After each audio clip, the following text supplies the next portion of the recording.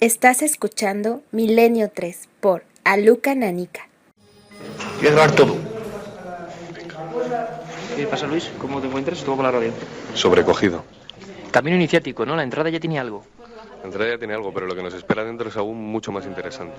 Sobre todo por los paneles, las manos, esos bisontes que salen de la pared y que demuestran que ellos, los prehistóricos que viven aquí, veían cosas que nosotros ya hoy no podemos ver.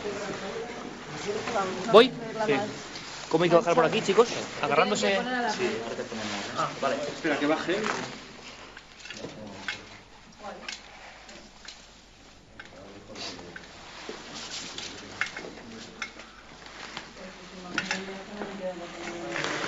Vamos a engancharnos al arnés y a bajar en esta gran cueva de la Garma. La verdad es que es impresionante la visión y da la sensación de que uno baja hacia las profundidades, no solo físicas de una gruta, sino las profundidades de la historia ignota. A continuación vamos a descender por una pared. Hay que ajustarse el arnés y vamos a grabar todo el proceso. Aquí. Sí, mira, esto funciona de la siguiente forma. Esto, si quieres bajar por la escalera, esto si te caes no te va a pasar nada porque esto en cuanto tira para atrás se bloquea, te quedarías colgando. Vale. Entonces, si te quedas esto trabado, lo único es empujar un poquito para adelante y el mismo bajar. baja. Vale. Lo mejor en la escalera es pegarte el pecho lo mejor en la escalera para que esto te quede suelto y baje. Lo mejor es llevarlo hacia la mitad. Si en algún momento se traba, esto hacia arriba para esto que hacia descienda. arriba, eso es, y Vale. se desbloquea. Vale. O sea que si te caes, como se va a tirar para atrás, no pasa nada. Vale, vale. Venga. Vale. Ahora te ayudo un poco. Sí.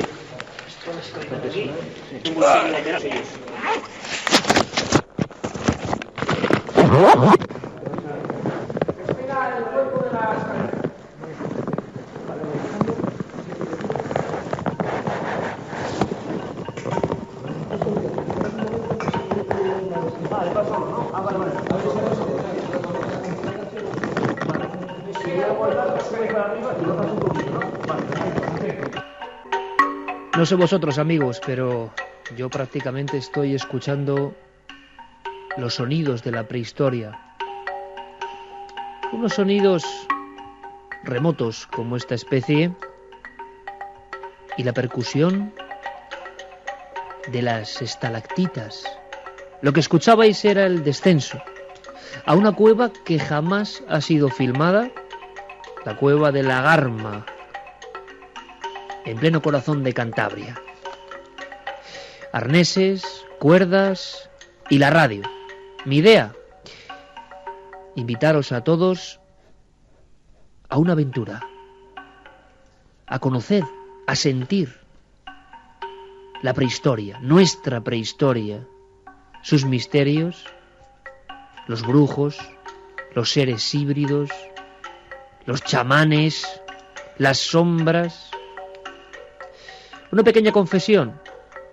Llevamos una semana buceando en las entrañas de la Tierra, buscando respuestas.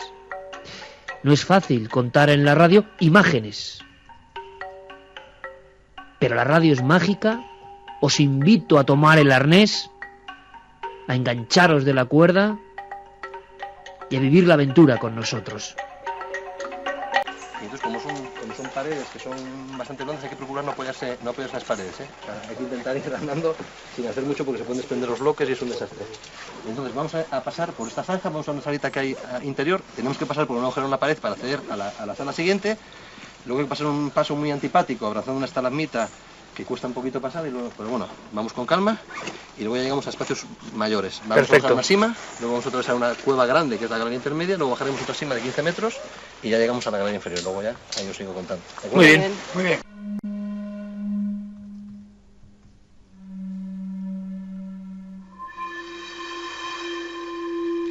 La misión, sentir esas emociones y sentirlas de unas formas complejas, distintas. Es muy diferente ver en los libros las maravillas que tenemos ahí abajo, las figuras, algunas célebres que hemos visto desde pequeños, en plena oscuridad, como hemos tenido la oportunidad, alumbrar con las linternas que quiero que sintáis esta noche en la que me tenéis que permitir este resfriado después de toda esta semana peregrinando por allá abajo. pero ha merecido la pena. Os aseguro que ha sido un viaje iniciático, que queremos compartir con vosotros, un viaje que sin duda nos ha cambiado. La Garma es una cueva descubierta en 1995. Ahí empezamos nuestro viaje sin dilación de ningún tipo. Vamos a visitar varias, tenéis que acompañarnos. Y solo os digo una cosa, nos encontramos con una sorpresa mayúscula, unos cuerpos, unos esqueletos de unos exploradores que jamás salieron de allí. Pero esa es tan sola una de las historias. En todo esto le estaba contando ahora Miguel Ángel. O sea que hubo dos exploradores del siglo IX. Sí, del siglo IX hubo dos momentos de entrada aproximadamente. La posibilidad es bien que entrasen a explorar la cueva y no consiguieran salir, quizás la instalación, los fotógrafos que montaron pues se cayeron o fallaron de alguna manera, y otra posibilidad es que en esa época hubo muchos movimientos de guerras de banderías entre señores, y ahí se conocen algunos casos, digamos, de castigo, como castigo, encerrarlos a morir, dejarlos a morir en una cueva. Pero claro, otra posibilidad es que fuera un contexto funerario, o sea, que fuera un depósito sepulcral. La inversión de esfuerzo para entrar, ustedes lo verán después cuando entremos, lo que cuesta entrar una persona por su propio pie, pues imagínense cargando con unos cadáveres hasta esa zona. Y luego es un ritual que en el siglo IX, una época en la que la región estaba plenamente cristianizada, proliferaban las necrópolis medievales por toda la región, ¿qué sentido tiene que se enterrasen aquí? Nosotros pensamos también la posibilidad de que fuera algún tipo de ritual pagano, porque la romanización de Cantabria, bueno, pues siempre se ha dicho, según la historiografía, que fue muy tardía. Ahora sabemos que no es tan tardía como se pretendía, pero hasta hace poco el padre Echegaray defendía que a lo mejor hasta el siglo IV, V, incluso VI, con la entrada de los visigodos, la región no se cristianizó del todo. Bien, pensamos, puede ser un ritual pagano. El problema es que uno de los cadáveres tenía un broche de cinturón. Al principio no vimos bien lo que era porque estaba bastante deteriorado, pero lo hemos llevado al Museo de Prehistoria, ahí los restauradores lo han limpiado, y es un broche de cinturón de tipología visigótica precisamente, con una cruz perfectamente normalizada. Por lo tanto, el que la portaba era una persona de religión católica, ¿no? Entonces, son 5 individuos juveniles, masculinos. Hay un subadulto de unos 20 años, el resto son todos adolescentes. Por lo tanto, la idea de una posible exploración de la cueva es más probable que si fueran personas de edad senil, ¿no? Por supuesto. Entonces, nos debatimos un poco pero no tenemos claro, ¿eh? No tenemos curiosísimo. Claro la explicación. Genial. Sabemos que están ahí, pero Sabemos que están ahí. Era Roberto Ontañón, director arqueológico de la Comunidad de Cantabria. Tenemos que agradecerles a él, a Marcos, a un montón de amigos que vamos a ir presentando en este viaje de sonidos, cómo nos han tratado y cómo se han portado. Y en especial a un compañero ilustre que iba con el arnés, que iba con las cuerdas, que descendía con nosotros, ni más ni menos que Miguel Ángel Revilla, presidente de Cantabria, de la Comunidad de Cantabria, y que demostró que sus años de espeleología, desde luego, le habían servido. Bajaba con nosotros, tenía un gran interés en ver, por ejemplo, esos cuerpos. Y esos cuerpos nos hablaban de 5 hombres. Fijaos en la historia, por favor, y decidme, amigos de Milenio 3, si no es para que un Dan Brown, un novelista, coja y haga un gran bestseller. En una cueva de Cantabria, descubierta hace nada, hubo en el siglo IX, entre el siglo VIII finales y el siglo IX, 5 hombres. Se metieron con leña, se metieron para hacer unas hogueras. ¿Qué buscaban? ¿Qué buscaba aquella gente remota, buceando en los espacios pintados de otra gente mucho más remota? ¿Qué perseguían? Uno de ellos tenía un cinturón con la cruz visigótica, lo único prácticamente que queda de él. Os doy más datos y me gustaría que esta noche abrimos líneas, porque estamos muy intrigados, porque bueno, tenemos barro en las botas todavía. Acabamos de llegar y queremos vuestra opinión de qué pudo pasar. Es que tenemos el mapa de una especie de crimen o de ritual y desde luego no sabemos qué pudo ocurrir. Os cuento, estos 5 hombres en cierto momento fenecen, están sus esqueletos, algunos en posición de prácticamente oración o posición fetal, otro tiene estalactitas alrededor, es como una película de detectives a muchos metros bajo tierra. No pudieron salir, fueron encerrados allí, buscaban un tesoro. Pero os cuento una cosa más. Cuando nos acercamos a los cuerpos, Marco, Roberto, la gente que tan gran labor ha hecho durante años en estas cuevas que se han nombrado Patrimonio de la Humanidad, nos cuentan, caramba, que hay algo mucho más extraño. Algo que incluso nos califican de vampirismo en la antigüedad o de malditismo.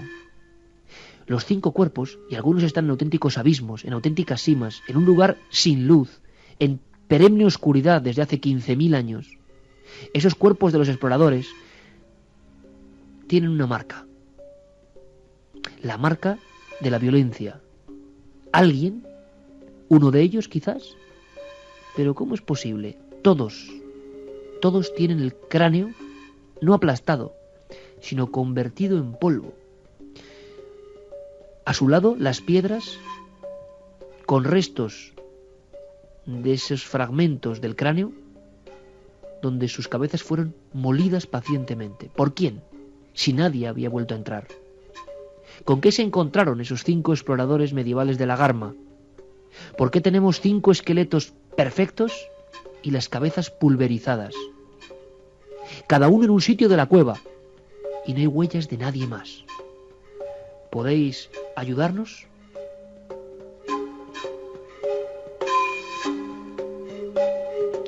Estamos aquí, recién llegados de la investigación, en Radio Santander, con nuestro amigo Álvaro Herrero, comandante hoy de la nave, y por supuesto en Madrid con todos los compañeros. Carlos Largo, Fermín Agustí, Santiago Camacho y el equipo habitual, la alineación de gala que luego irá sumándose, en diferentes puntos de España también. Carmen, buenas noches.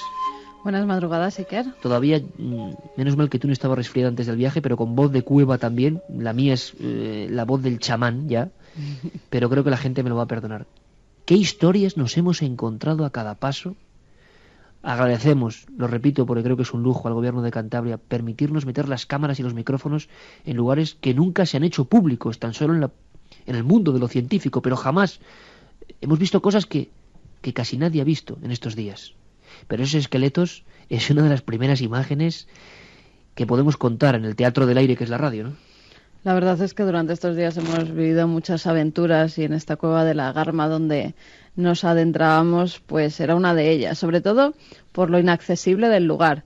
Teníamos que ir, como en los cortes escuchaban los oyentes, con esos arneses, con unas cuerdas que nos deslizaban 17 metros hacia abajo para llegar precisamente a esos cuerpos. 17 metros que se te hacían eternos, porque era adentrarse en la oscuridad.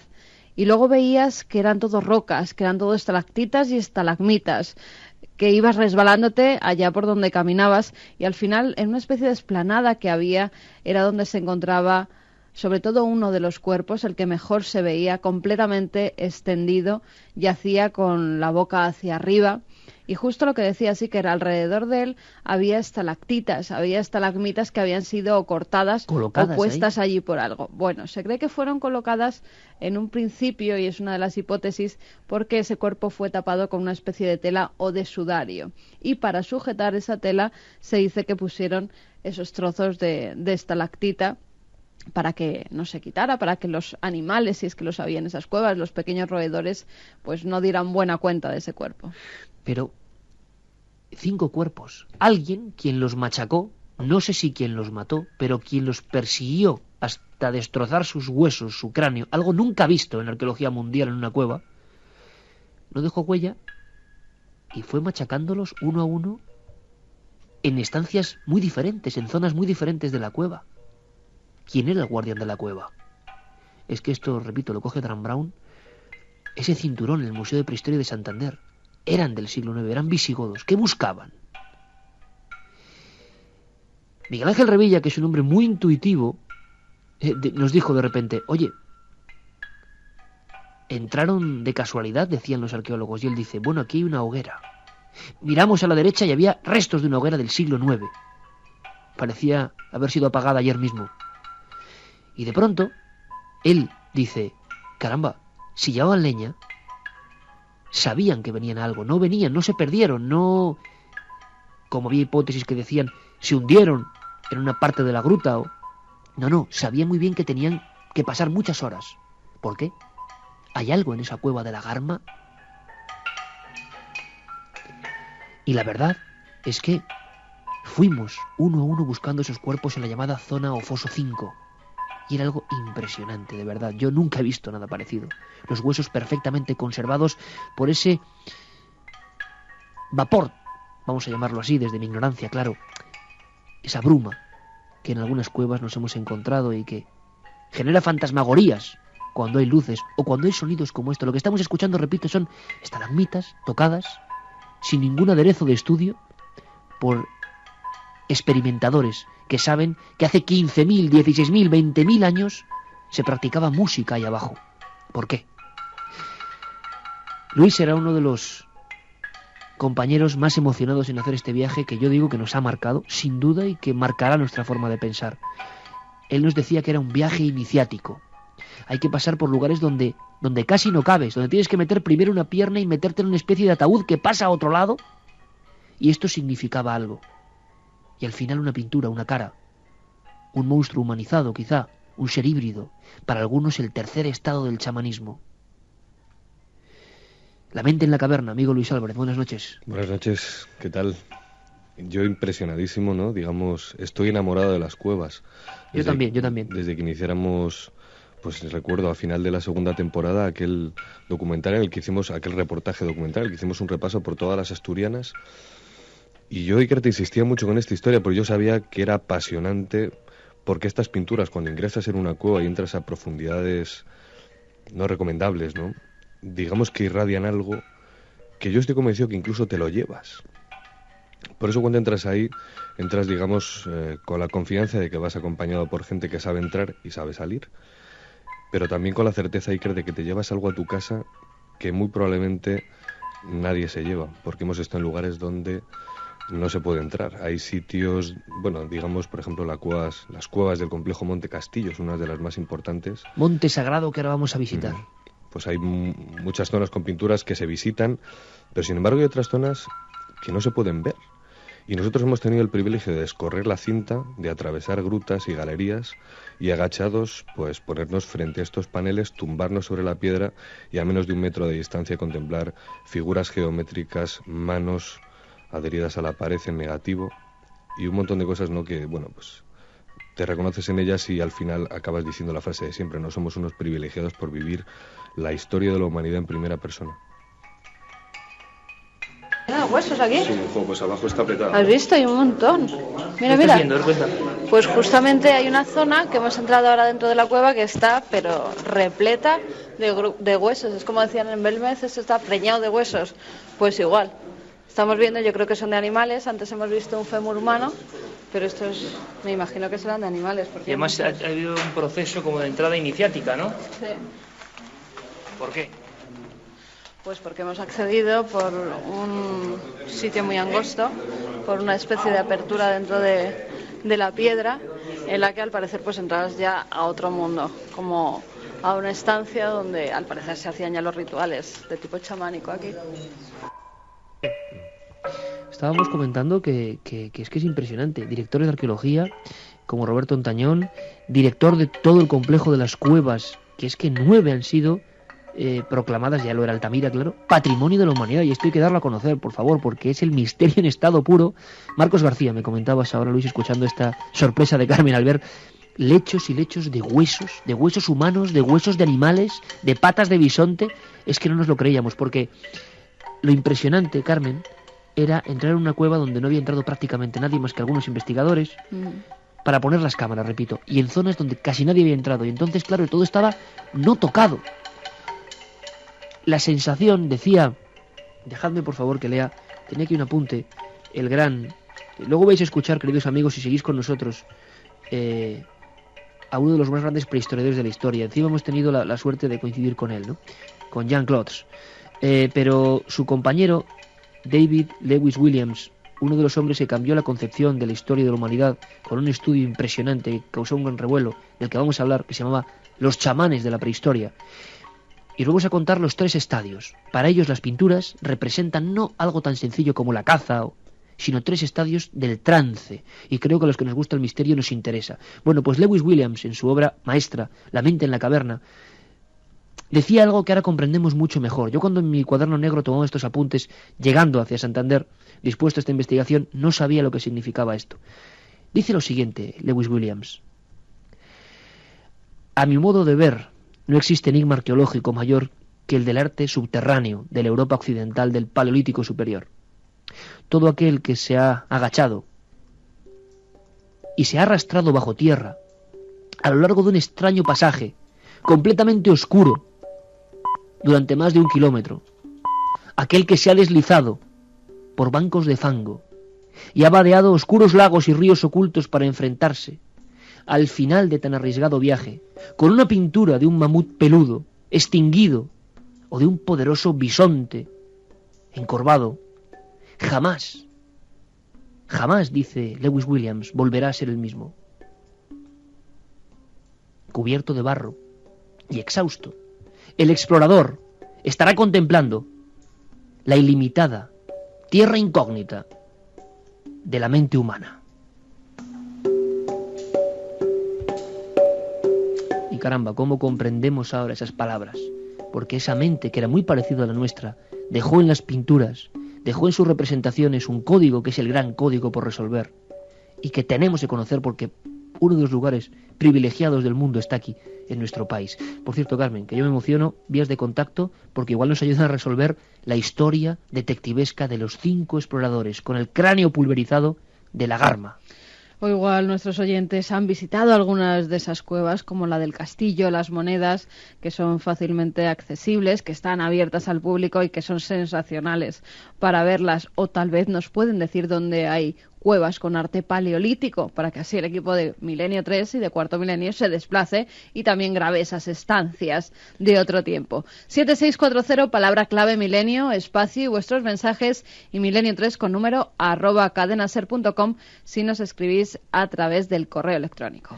Por cierto que esta noche va a ser muy intensa. Vamos a viajar después a Asturias a conocer historias de hombres lobo, de tradiciones sobre la creencia en estos hombres lobo, los niños, cómo eran educados hasta hace muy poco tiempo, en el miedo al lobisome, pero también Santiago Camacho nos trae una joya, y una joya en plena polémica, hay que decirlo. Sabéis todo lo que está pasando con, puedo decirlo, quiero no meter la pata, pero amiga del programa, que es la reina Sofía, que sabemos que le gustan mucho estos temas y que le encanta la arqueología, pero bueno, ha sido polémica y no vamos a entrar ahí, por supuesto, pero sí que ha hablado de algunas cosas que nos interesan, por ejemplo, el famoso Club Bilderberg, los hombres más poderosos del mundo. Bueno, pues esta noche con Pilar Urbano vamos a comentar algunas cosas que tienen que ver con ese grupo de los poderosos. Dicen que el triunfo de Obama incluso estaba ya predicho por ellos, por esos hombres que manejan los hilos, pero es que la reina Sofía se lo ha contado a Pilar Urbano, y vais a escucharlo aquí en Milenio 3, o sea que va a ser una noche increíble.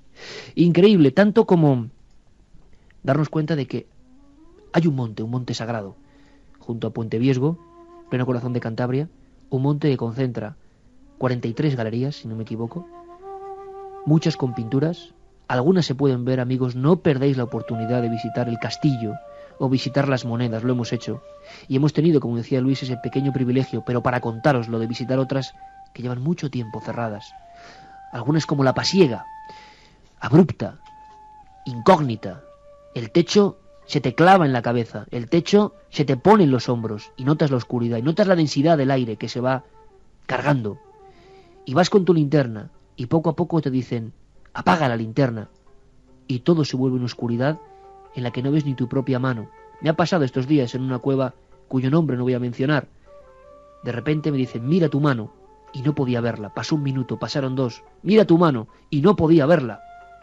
Y en aquella oscuridad volví a encender la linterna, y delante de mí una figura, una mano oscura, una cara de hombre bisonte, la sombra de un chamán, los puntos extraños que para algunos es ese inicio del trance, un mundo maravilloso que quizá no nos han contado bien y que nosotros queremos contar lo mejor posible. Porque al hombre le sorprende la fuerza del mundo prehistórico. Otro día, pero otro día hablaremos de Altamira, otro día, porque es otro expediente, es la Capilla Sistina, es lo más impresionante, junto con Chauvet y Lascaux, 2 cuevas de Francia, del arte mundial, es el primer arte. Y un día os contaremos con detalle cómo un hombre valiente, increíble, adelantado a su tiempo, Sautuola, Marcelino Sainz de Sautuola, cuando no sabíamos ni lo que era la prehistoria, descubrió esos bisontes del techo, esos bisontes con cara humana, que te miran desde la oscuridad, ese lugar que sobrecoge como muy pocos en el mundo. Y ese hombre peleó, y ese hombre no fue creído, y ese hombre murió absolutamente apenado. Y los científicos de la época, los más importantes, le llamaron estafador, embustero, porque no comprendían que el hombre antiguo, el llamado hombre salvaje del que nada se sabía hace 140 años, cuando se descubre Altamira por accidente, dijeron que era imposible, y se enfrentaron, se enzarzaron, pero ahí estaban esos bisontes, y muchas más cosas. 14.000 años de oscuridad, y ahí seguían esperando con un mensaje que ahora sí podemos leer.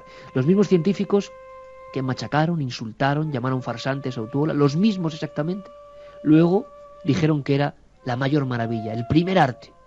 Y la gran pregunta es cuando el hombre salvaje, entre comillas, de pronto le ocurre algo quizá en las brumas de la cueva y empieza primero, pensad en el proceso, amigos, a plasmar la realidad en una pared, a coger arcilla con los dedos y a plasmar una imagen que no es él y a tomar conciencia de ella en una pared. Hemos encontrado, por ejemplo, en la Garma, qué impresión, Carmen, qué impresión, Luis, de esta primera cueva, de este primer viaje, de este descenso. ¿Qué imagen os quedáis? Yo tengo una que es una mano, que tanta gente habrá visto, esas manos en negativo, sopladas por encima, y queda la mano en blanco y habitualmente rojo alrededor, 15.000, 20.000 años, pero había una en la Garma. Al final, estábamos ahí con el presidente Revilla mirándola y tenía una uña que parecía la mano del diablo, y ahí estaba. A mí es la que más me ha impresionado de este lugar concreto. Hombre, a mí lo que me ha impresionado del lugar es que justo detrás de esas manos había un vacío en el que la oscuridad no te dejaba ver absolutamente nada, tan solo escuchabas el rumor del río que pasaba justamente al lado, y si continuabas sin ninguna luz era el vacío, te caías.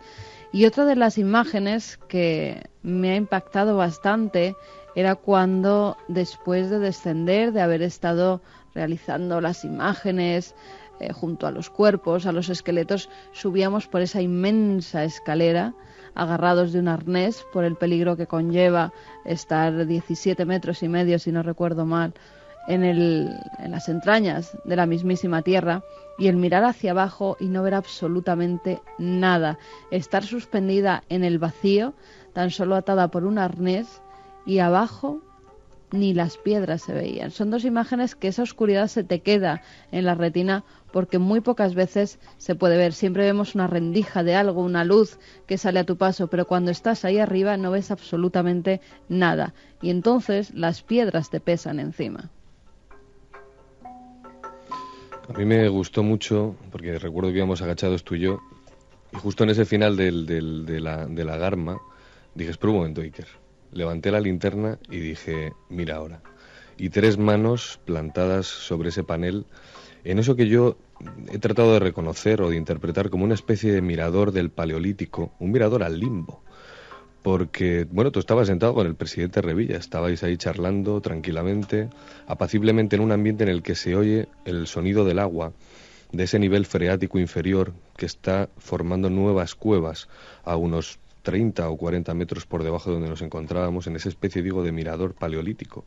Y yo me imaginaba una familia, a una pareja, y además os voy a decir por qué, frente a esas pinturas con ese sonido del agua, mirando a la oscuridad con una luz de tuétano cimbreante, dibujando formas y figuras extrañas en la pared, pero seguramente en un ambiente muy, muy acogedor, con el techo a una altura más o menos de 1 metro, 1,5 metros.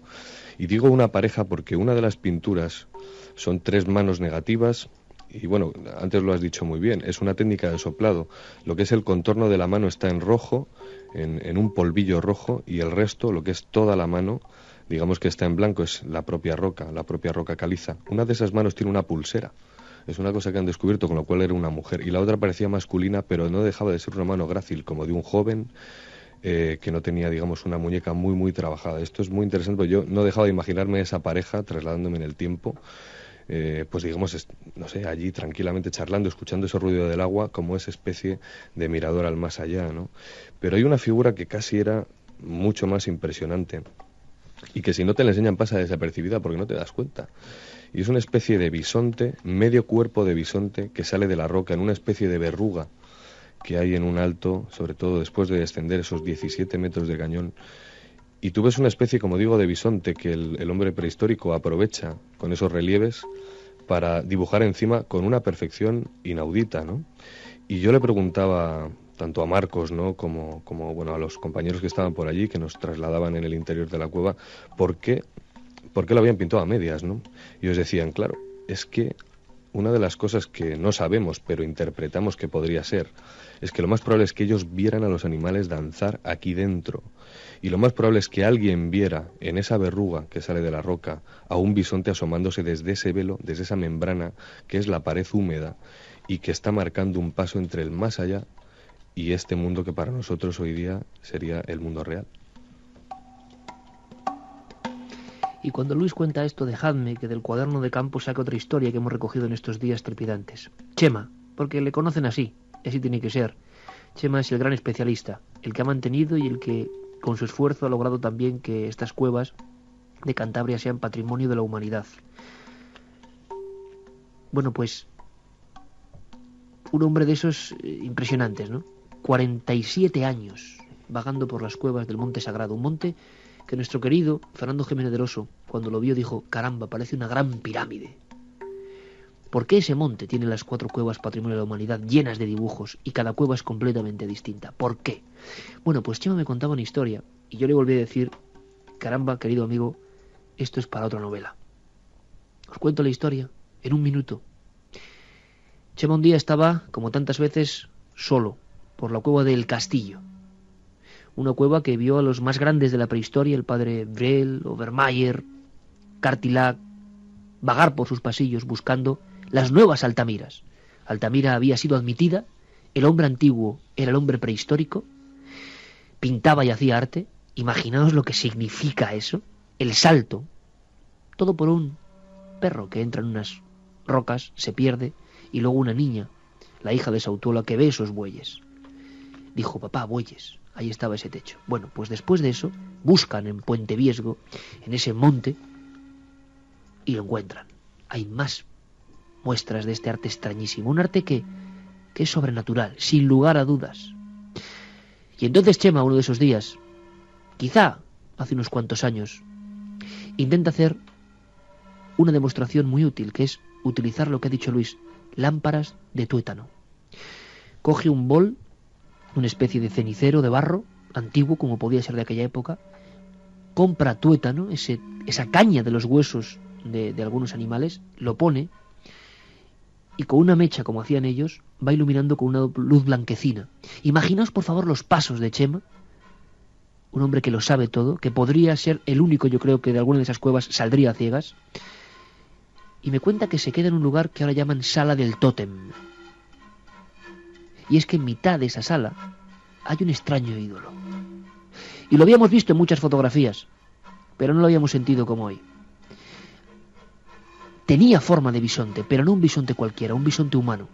Las piernas eran de hombre, la espalda era de hombre, el cuerpo encorvado, medio fetal, era de hombre, y de repente la cara era de terrible bisonte que miraba de perfil. Y aquellos hombres que eran mucho más inteligentes, o conocían la naturaleza quizá mejor que nosotros, fueron tallando poco a poco y dándole pequeña forma a esa figura. Pero ¿con qué extraño sentido? Y Chema, sin querer queriendo, lo descubrió. Una gran sala, impresionantes estalactitas y estalagmitas, una especie de gran panteón de la antigüedad, y él solo alumbrado con esa luz fantasmagórica. Y de repente se da cuenta que detrás del ídolo, detrás de ese penacho de piedra con forma de bisonte, ocurre algo. Se fija bien y se da cuenta de que al final de esa gran torre de piedra hay algo que parece un cuerno de cabra, un cuerno de bisonte, quién sabe. Pone la lámpara delante, a cierta distancia solo de esa figura de piedra, y se da cuenta de que por detrás, como si fuera una pantalla de cine de hace 15.000 años, aparece una inmensa sombra, como si fuera el brujo, el chamán, el demonio. Es una sombra que hoy hemos vuelto a recrear, con nuestras linternas. Y ella parecía un auténtico gigante, con cabeza redondeada, y sobre su cabeza, vertical, un cuerno que parecía un cuerno de cabra, que a mí me recordó a antiguas figuras del vudú de África, algo terrible, y que crecía, se escondía, se movía, por acción del fuego, acción de la lámpara y acción de las sombras. Y Chema hoy me lo confesaba, me decía: Iker, ¿sabes lo que pensé en aquella noche delante del tótem, descubriendo su auténtica alma? Yo le dije: cualquier cosa, porque le despertaste de su letargo de 15.000 años, porque nadie había vuelto a verlo así desde hace 15.000 años, cuando quizá comunidades que aquí vivieron, que fuimos nosotros mismos, oían estas mismas historias en esa cueva, con esa sombra. Y Chema me dijo: Iker, yo pensé que era el diablo.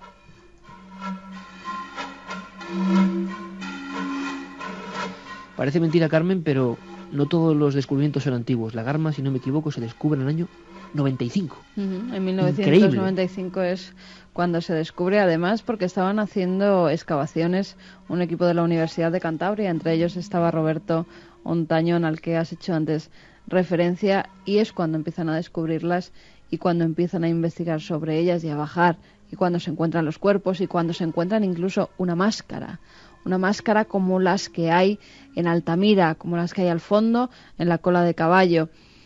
Una máscara que se dibuja tan solo con un ojo y con una especie de línea, siguiendo el trazado de una de las piedras que sobresalen. También nos lo enseñaron en la Garma y también es muy impactante. Pero fíjate, Iker, hay otra cosa que a mí me ha llamado mucho la atención y ha sido hoy mismo en La Pasiega. En esa cueva que tiene 5 galerías, está ya justo donde el monte sagrado. Y en esas 5 galerías hemos visitado 2 de ellas, las que mayor concentración de animales, de dibujos tenían. Y dentro de esos dibujos, en la que hay ciervos, bisontes, en las que se puede ver también caballos, hay algo que llama la atención. Está más escondido. Parece que hay unas pequeñas habitaciones donde se resguardaban los hombres y mujeres del Paleolítico. Y un poco más abierto hay una especie de lenguaje. Marcos García, cuando os habéis salido, mientras yo grababa una de las entradillas, me decía, mira Carmen, ven a ver una cosa que a mí es lo que más me impacta porque no hay nada igual en toda Europa. En ninguna otra cueva se ha descubierto esto. Son una especie de líneas, no sabemos si números, como una especie de 11, 2 líneas, un 0 o un 8, otra línea de separación, otro 8, otras 2 líneas, siguen claramente un patrón, totalmente. ¿Pero qué querían decir? Porque luego le siguen como 2 garras pequeñitas que se diferencian completamente de las manos, tanto de las positivas como de las negativas, como si fueran garras pequeñas y animalescas. ¿Qué querían decir? ¿Era un jeroglífico que solamente entendían ellos y que nosotros hemos perdido el patrón a seguir para descifrar ese lenguaje? ¿Por qué no se ha hallado en ninguna otra cueva? ¿Qué querían decir? Porque además se veía perfectamente. Era casi a la entrada de la cueva, la entrada original, que ahora está cegada. Y también como unos extraños sombreros voladores, que esos sí ya estaban más escondidos. Y claro, entre comillas, graciosamente, me decía Marcos, mira, te voy a enseñar los ovnis de la Pasiega. Eso es. Que rellenaron muchos libros míticos de ovnis de los años 60, Antonio Rivera y tantos otros. Ovnis en mitad de las cuevas prehistóricas. Por supuesto, no podemos creer ahora ya que sean ovnis porque parecen más signos de poder, signos extraños, signos que han rodeado todo este viaje. Pero hay mucho más. Tan es así que ahora vamos a contar los 3 estados que algunos máximos especialistas, estar hoy con ellos en Cantabria, con Roberto, con Marcos, con los que más saben de arqueología en Cantabria, ha sido un honor, pero hay mucho más. Y es que también coincidimos, pues simplemente con el jefe de patrimonio de Francia, durante muchos años jefe de patrimonio prehistórico, quizá el arqueólogo más célebre de los trabajos, Jean Clotes, autor, decimos, de los chamanes de la prehistoria. Y en un minuto Luis os va a contar a todos, amigos, que estéis venga a escribir en el 7640 posibilidades de lo de la Garma y tantas experiencias, a ver si estáis, os recordáis emociones viejas con nosotros, ¿no? Pues hay 3 estados. ¿Cuáles son los 3 estados del trance? ¿Qué pasa? ¿Por qué esa pintura representa el trance? Ahora os lo va a contar Luis. Pero antes, momentos de emoción, momentos como esta entrada en otra de esas cuevas que hemos recorrido. Han sido muchas. Y en cada una de ellas un mundo nuevo, de mensajes extraños, que sin duda para nosotros y para muchos tienen que ver con esa creencia irracional o racional del hombre en un más allá. Así entrábamos en la Cueva de las Monedas. ¡Vamos! Bueno, ahora en plena noche estamos entrando, que esto es un privilegio, en las monedas, la Cueva de las Monedas, en compañía además del gran prehistoriador, uno de los más importantes del mundo, Jean Clotes. Mirad, por aquí, chicos. Una impresión tremenda en mitad de la oscuridad, la humedad y la noche en este lugar sagrado para muchos, con una densidad impresionante de cuevas prehistóricas, posiblemente la mayor densidad del mundo. Fijaos que entrada, ¿eh? Joder, vaya entrada que tiene esta, bonita, ¿eh? Sí, la cueva es muy bonita de formaciones y muy bonita. Joder. Y visitarlas de noche tiene su aquel, ¿verdad? Sí. Joder, esto me parece una maravilla. La gran sala de entrada a las monedas, donde tantos prehistoriadores míticos estuvieron aquí haciendo sus cálculos en la época naciente de la prehistoria. Y aquí estamos nosotros ahora, en mitad de la noche, una gran impresión esta entrada, ¿verdad? Con el agua acumulada y en plena noche aquí en las monedas. Pues la verdad es que sí, es una entrada espectacular porque estamos viendo todas las estalactitas, las estalagmitas que se unen en algunos puntos y es maravillosa la entrada de esta cueva. No hemos visto todavía las pinturas rupestres, pero al parecer aquí hay más e incluso figuras que representan a extraños seres.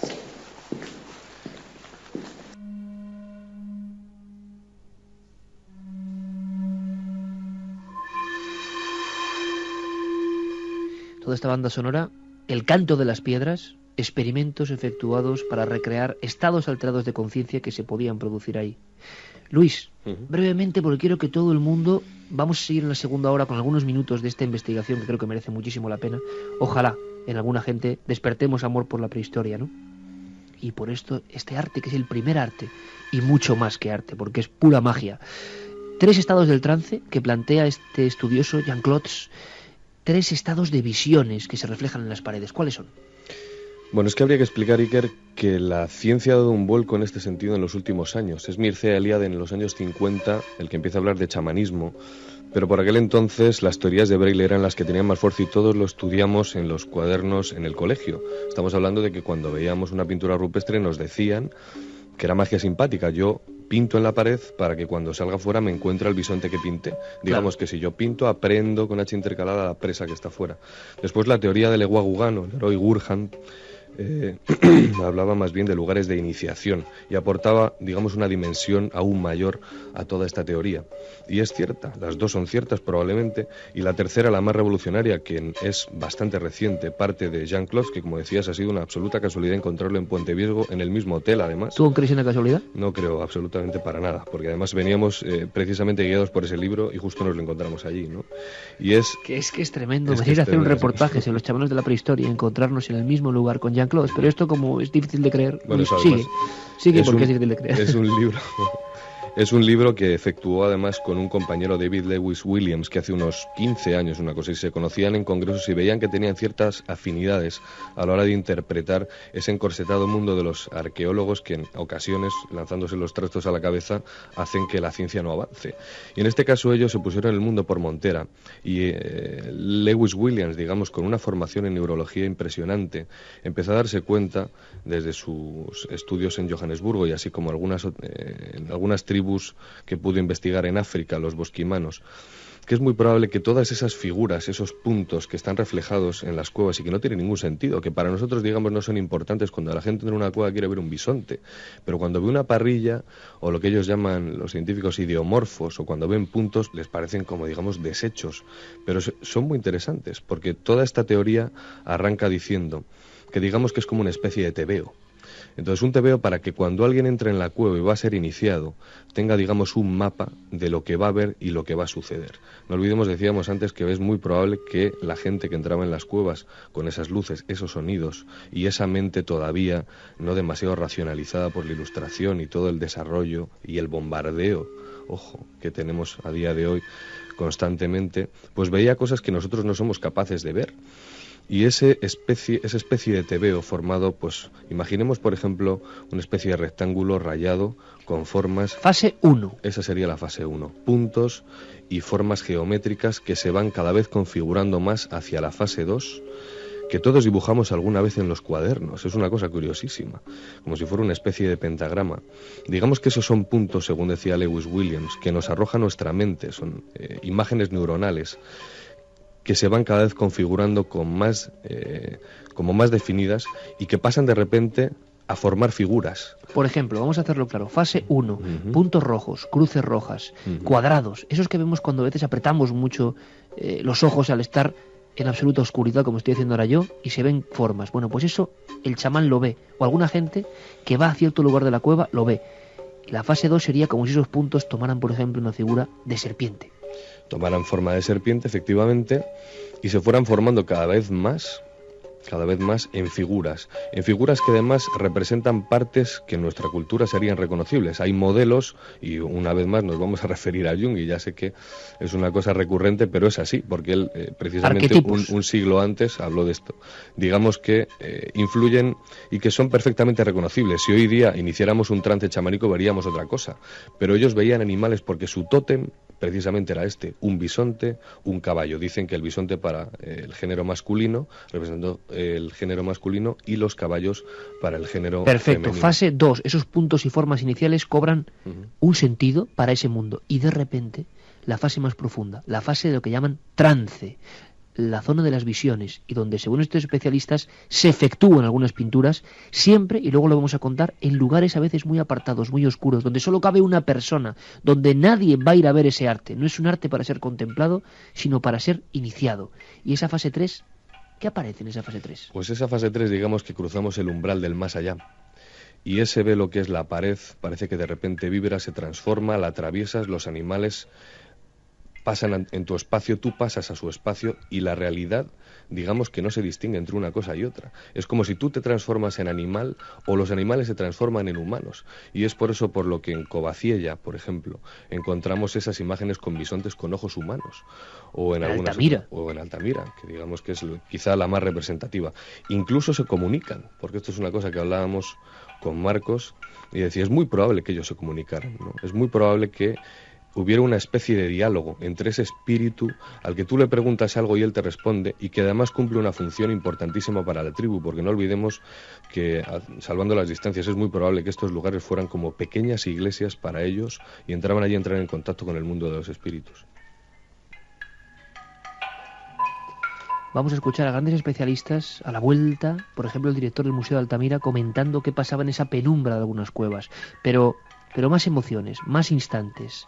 Por ejemplo, algunas de estas cuevas motivaron la exploración como de esos 5 pobres soldados, o no, cuya cabeza se destruyó en un signo de malditismo sin precedentes. Hubo otros exploradores, algunos de ellos dieron nombre a estas cuevas, y quizá siglo XVI, siglo XV, otra gente vio esos dibujos y no pudo comprenderlos, iluminados por una simple antorcha. Quizás la historia de esta cueva de las monedas. Vamos a enseñar aquí, ¿quieres que lo veas? Ignacio, ven. Sí, muy esquemática. Esta zona, aquí están las pinturas en esta cueva, es una cueva grande, pero está todo el arte concentrado en estos camaritos, en estas pequeñas. Hay un caballo escondido. ¡Ostras! Hay un caballo aquí. Qué bueno, tío. Fíjate en este lugar, ¿por qué? Ahí va bien ahí también, ¿no? Esos trazos negros. Tienes un caballo, arriba del todo es un caballo que está mirando hacia abajo. Todas las cuevas, todas las pinturas que hay en la cueva están escondidas en este lateral. Es una cueva de dimensiones muy grandes, y este es como una sala lateral, por así decirlo, un divertículo, o como quiera llamarlo. Realmente se descubre el año 53. Sí. Cuidado, Luigi. El descubrimiento, por así decirlo, es casual, ¿no? Aquí se estaba haciendo una carretera, que es la que hemos venido nosotros por aquí andando, este camino, y dentro, bueno, había unos camineros que estaban haciéndolo, y hay un paisano que había sido cabrero de pequeño y en ese momento era guarda forestal, y él dice que él recuerda de pequeño haber estado en una cueva. Se dedican a buscarla, la encuentran, y cuando la encuentran la ponen el nombre que se llama la cueva del oso, porque estaba el suelo absolutamente lleno de oseras, de cráneos de oso y de los restos de los osos. Lo que pasa es que ya existía también en el Monte Castillo una cueva. Deciden cambiarlo, le ponen la cueva a las monedas, porque hay una persona que se da cuenta que el suelo hay una serie de marcas claveteadas de una bota, y deciden seguirlas. Y realmente pues van desde la entrada hasta un pozo que tiene 16 metros, que está en la mitad del recorrido de la cueva. Bajan ese pozo y lo que encuentran son unas monedas del siglo XVI. Vaya historia, un pozo, unas monedas y un siglo XVI, ni más ni menos. No os preocupéis si escucháis sonidos extraños, ¿eh? Son sonidos hechos con instrumentos de hueso, de marfil, que se hacían ondear y que sonaban así.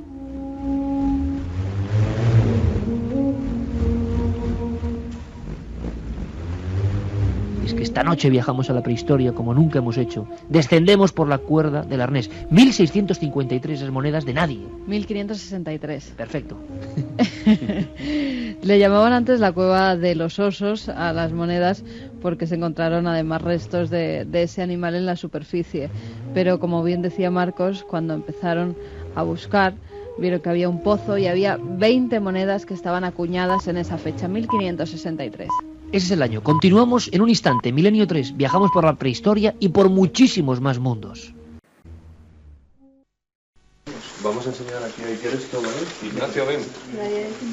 Sí, como un esquemático. Esta zona, aquí están las pinturas en esta cueva, que es una Mira cueva que grande, arriba, pero está mira. todo el arte concentrado en estos camaritos, en estas Aquí hay un pequeñas... caballo escondido. Entonces, pequeñas, sí. ¡Ostras! Hay un caballín aquí. Qué bueno, tío. Fíjate en este lugar, ¿por qué? Ahí va bien ahí también, ¿no? Esos trazos negros. Tienes un caballo, arriba del todo es un caballo que está mirando hacia abajo. Ah, Todas las cuevas, todas las pinturas que hay en la cueva están escondidas en este lateral. Es una cueva de dimensiones muy grandes y esta es como una sala lateral, por así decirlo, un divertículo, o como quiera llamarlo. Realmente se descubre el año 53. Cuidado, Luigi. El descubrimiento, por así decirlo, es casual, ¿no? Aquí se estaba haciendo una carretera, que es la que hemos venido nosotros por aquí andando, este camino, y dentro, bueno, había unos camineros que estaban haciéndolo y hay un paisano que había sido cabrero de pequeño y en ese momento era guarda forestal, y él dice que él recuerda de pequeño haber estado en una cueva.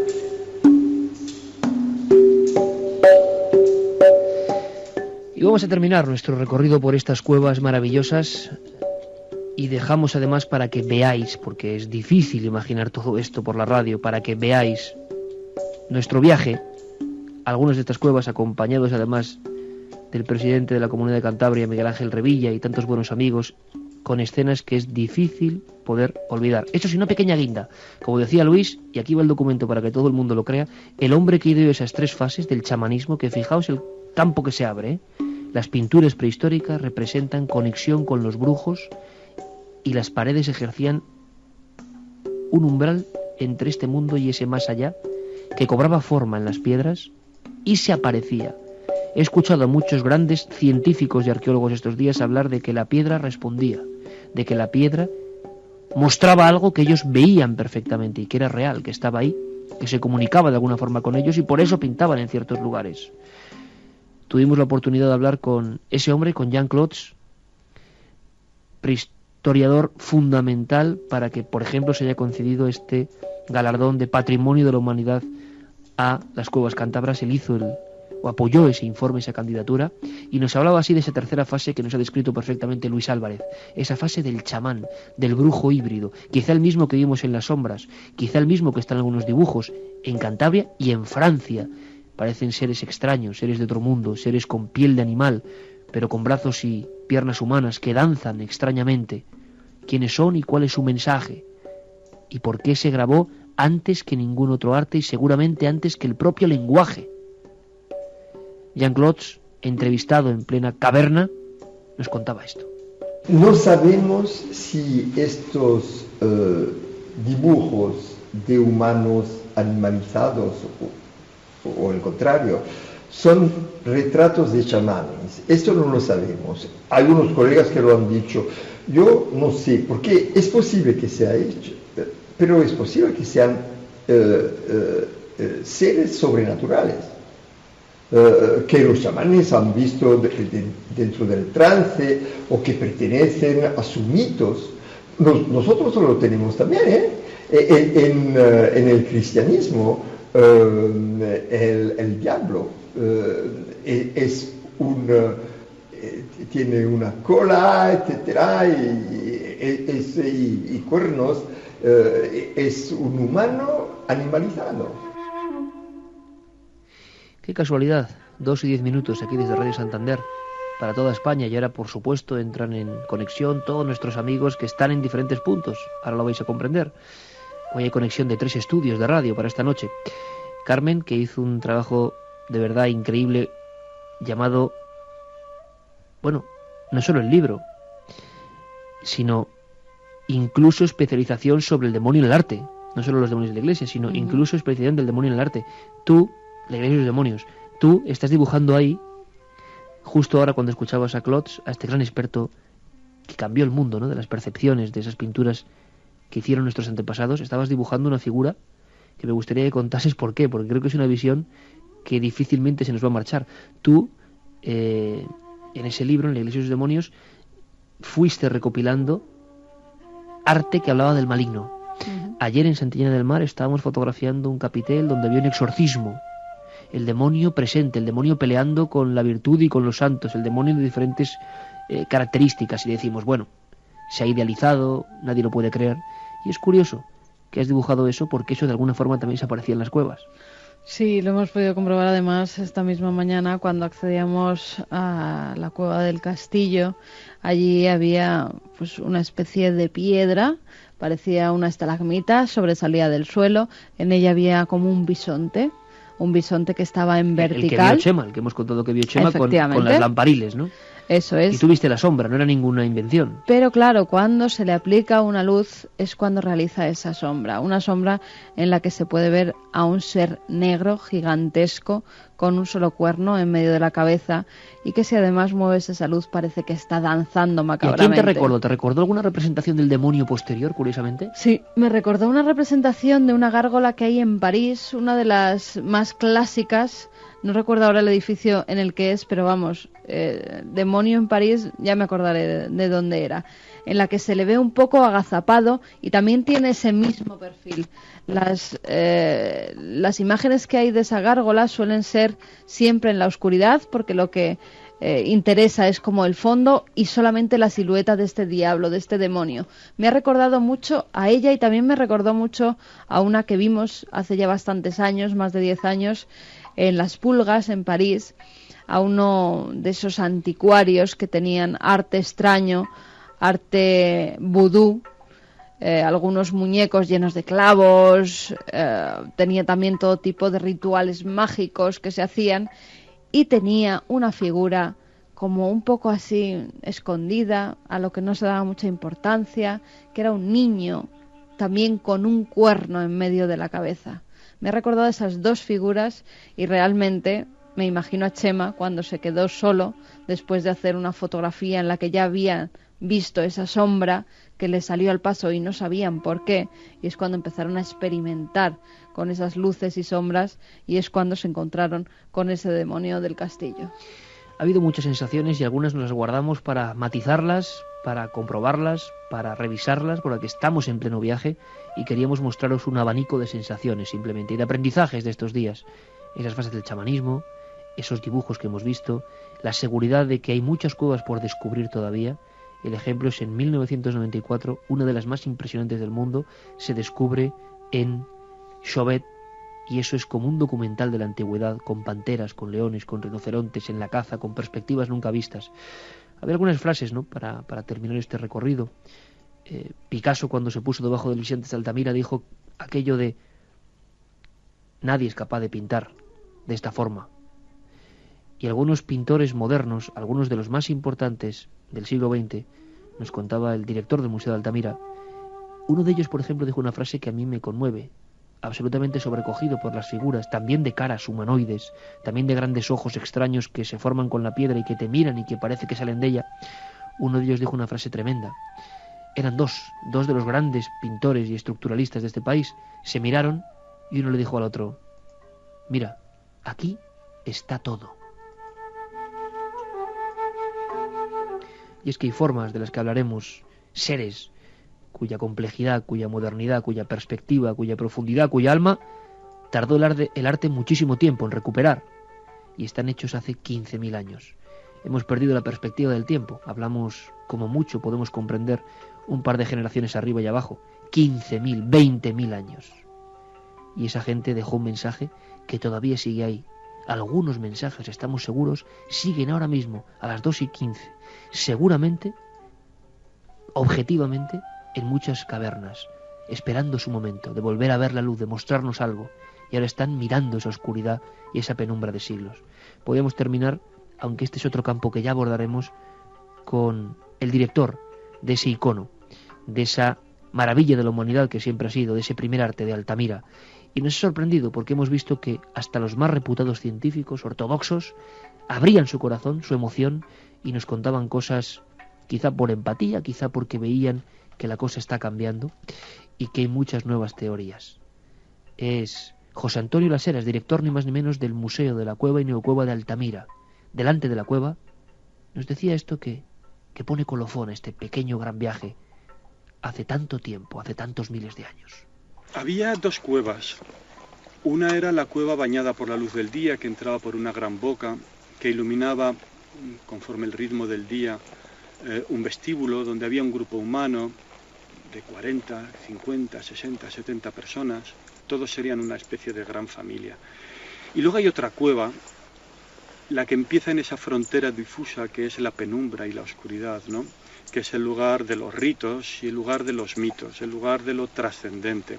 Bueno, lo que ocurre dentro de una cueva en la oscuridad probablemente tenga que ver con la relación del grupo con la naturaleza.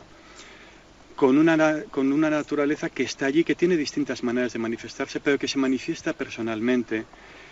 Y en la oscuridad de la cueva, con la luz que lleva ese intercesor, ese sacerdote, alguien diría chamán, pero sobre todo con ese intercesor que intercede con nosotros, con esas otras realidades que no vemos, pero que están, que sabemos que existen porque las soñamos, porque cuando cerramos los ojos las vemos, porque las podemos imaginar y por lo tanto existen. Pero esa otra realidad trascendente necesitamos que alguien nos la desvele.